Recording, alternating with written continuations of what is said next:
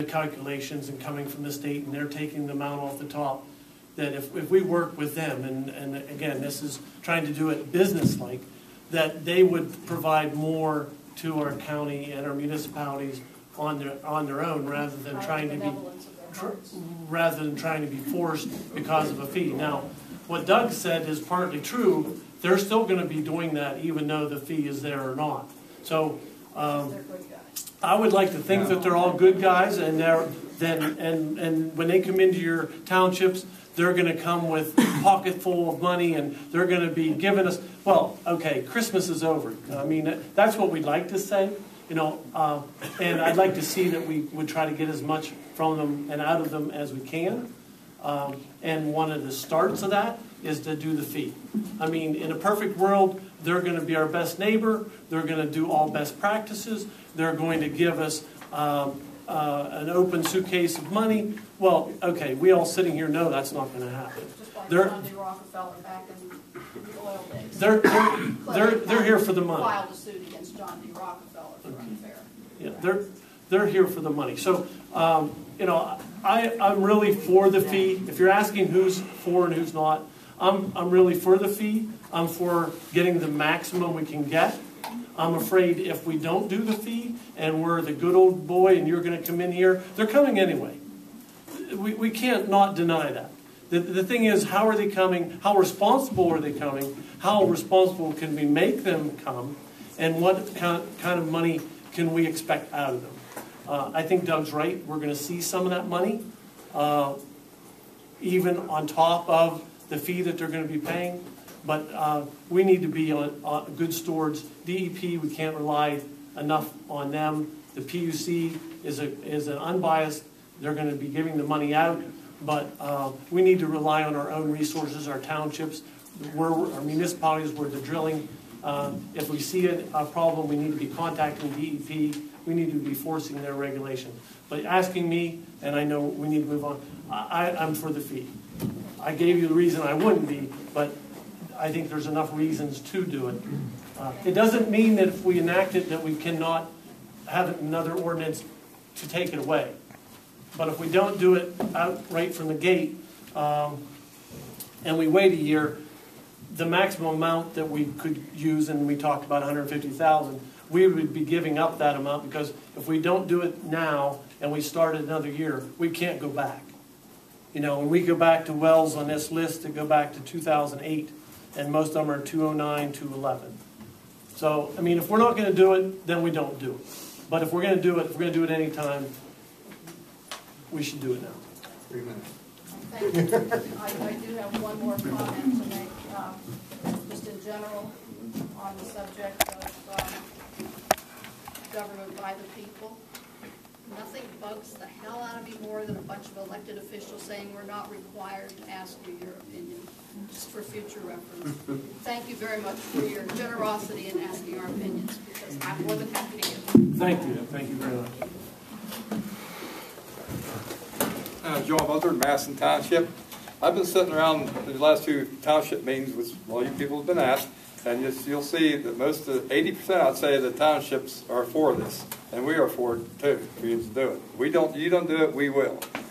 But I'd sooner have you to do it, and the county gets something, and everybody will get a little bit. And other than Mick, about the only one I know these meetings has been against it. But I'm telling you, most of them are for it. Thank you. Okay, thank you. Bill Fiskus? I just wanted to add a couple of your comments you made there. I don't know how many people in here are familiar with the Gas and Oil Act in the state of Pennsylvania. I think if you read through that act, and you'll find a clause in there where the Oil and Gas Act of the state of Pennsylvania supersedes all local ordinances. Am I correct on that, sir? To the extent it's addressed in the act, yes. Right. With the exception of zoning. That was the only thing that's been. So anything that we as a supervisor try to do in our township, like against it, it's going to be overruled by the Gas and Oil Act. So my recommendation is for the county to go for it. We might just as well get a few bucks out of this thing, because we're going to need it. So. Okay. Thank you. Thank you, Bill. Okay, well, it seems like we're getting a lot of repeat customers, so I think we'll wrap it up unless there's somebody different who had a comment. Oh, there's a gentleman in the far back who has not spoken yet. Ray, come up front. Can't hear you. You're from another county, you can't speak. No. My name's Randall Stallman. I'm the mayor of South Bethlehem, Armstrong County. And first off, I want to thank the commissioners for having a public meeting because Armstrong County isn't having one. And I wanted to come out and learn a little bit about this tonight. I got two questions in particular. First one for Doug. You said the municipalities and townships, the max they can get is either 50% of their budget or $500,000, right? The greater up. The greater up. Okay. Second thing, this act covers Marcellus Shale and any future, like Utica or something like that? It covers all formations that are below the Elk Sandstone. So yes, it covers Marcellus, Utica, and I think there's one or two others. Okay, so it doesn't cover the shallow drilling, any new shallow wells that are punched? Well, there's two parts to the definition. First, it has to extend below the Elk Sandstone. Second, it has to be a stimulated well, that is an unconventional well. So just a straight down and it flows by itself, that doesn't count. Okay, but a lot of the straight down are fracked to start them. And a vertical well counts. Yes. Okay, so as long as they frack it, then that's when it counts. Yes. Okay, thank you. Okay, thank you, Randall. Rayburn Smith, and I have a question. How is the impact fee of Pennsylvania compared to, let's say, Oklahoma or other states that have been deep drilling like this? Sure. I don't have exact numbers in front of me. And most of the other states, it's a combination of a severance tax and a property tax. This is neither of those. This is a flat per well fee with a declining tail over 15 years. So I really don't have a good way to estimate the difference. It is lower than the West Virginia fee. It's lower than West Virginia. And it's lower than what the companies anticipated it to be. They're very pleased with this fee. Yes. Yeah, the gas industry was for this impact fee. Didn't they write the legislation? No, I will make one point on the rate of the fee, though. If you remember, under the prior administration, they had proposed a severance tax. And we've done some very rough calculations. We, at the local level, the impacted counties and municipalities actually do about as well with the smaller impact fee as we would have under the prior severance tax. The reason being, we get 60% plus access to 40% of the state's money under this proposal. Under the former severance tax, we would have only gotten 20% of the entire take. The rest would have gone into the state general fund. Thank you. Okay, is there anyone who has not spoken yet tonight? Okay, ma'am. Yes, I'd like to know Before where you get your name. Jenna Gemmel, Beaver Township, Lavender Green Farm. Okay. I'd like to know where people like us, farmers, go when we sustain $10,000 worth of damage from seismic testing out of pocket right now. Where do we go for relief? Where do we go for help? Where's the, what do? We just bear this as organic lavender farmers on our own? Is that, what happens to farmers like us? Are you involved with the Clarion Forest Farm Bureau? You need to get involved with them. Come see us, talk to us about this, because it isn't related directly with this. Come see us. We'll give you some direction. Cooperative Extension Service can give you some good pointers. There's a lot of farming groups out there and through the state agricultural committees that can help you or give you some direction.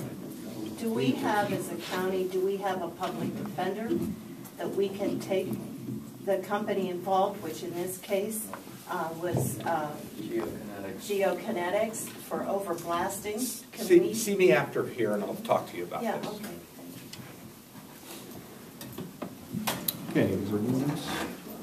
Oh, yes, gentleman in the back, Bernie Sposio. Just had a question, Doug, if you could. I mean, are there counties that have not adopted this? And if they have not, why? There are no counties that have taken a vote no. That's what you're saying. And by the way, we have on our website, we have links to other information, plus our own analysis, and we have a chart that shows the counties that have adopted, the counties that have scheduled action, or if they're awaiting whatever. We have that listed. We update it every time any county takes action, one or the other. My last count, there were 19 counties that had adopted. We also had a number of counties that are outside the shale region, outside of the active region, that have adopted. There's a question whether they actually have the authority, because even though they're shale, they don't have wells yet. That's a side issue. But most of the rest have it scheduled for action. The latest date that I've seen is like April 13th, I think, is the last one I recall from the list. And one thing, you said the counties that are not impacted get a fee too? Get a portion of the fee, so how does that tell them what they get?